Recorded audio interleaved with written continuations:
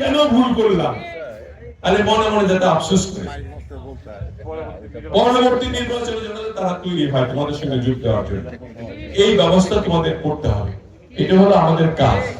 আমরা আওয়ামী লীগের মতো কাজ করবো না, মেরে খাবো না, লাভ করে খাবো। আমরা কাজ করে খাবো, সেখানে 10% লাভ হোক 20% লাভ হোক, লাভ খান, কিন্তু সমস্ত প্রকল্পের টাকা মেরে খাবেন, এইটা এখানে হতে দিব না। এবং সেটা আমার দলের লোক হলেও তার ব্যবস্থা না হবে, আমাকে জানাবেন শুধু। বিশেষ করে আপনার মাদক ওসি কে বলা আছে, ওসি সাহেব এখানে আছে, দাঁড়ায় আছে। একটা মাদকের অবস্থায় যদি আমি পাই যে মাদক চলতেছে আর তুমি কিছু করতেছো না, তোমার শুদ্ধ খবর আছে, ঠিক আছে না? কয়জনের দিছে সাজা? ও 68 জনের সাজা দিছে, ভালো কাজ করছে, সেটা ভালো। 68 জনের সাজা দিছে।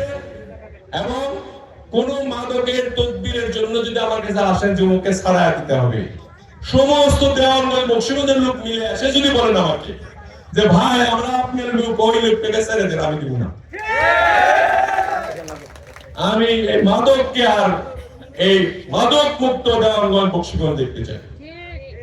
আর আপনারা মাদক মুক্ত হলেই দেখবেন সমাজটা সুন্দর হয়ে গেছে, বেয়াদবি থাকবে না, আপনার অভদ্রতা থাকবে না, হিংসা থাকবে না, আপনার এই পড়াশোনা বাদ দিয়ে রাত্রে শুয়ে আপনার মোবাইল দেখা চলবে না, এগুলো বন্ধ হয়ে যাবে।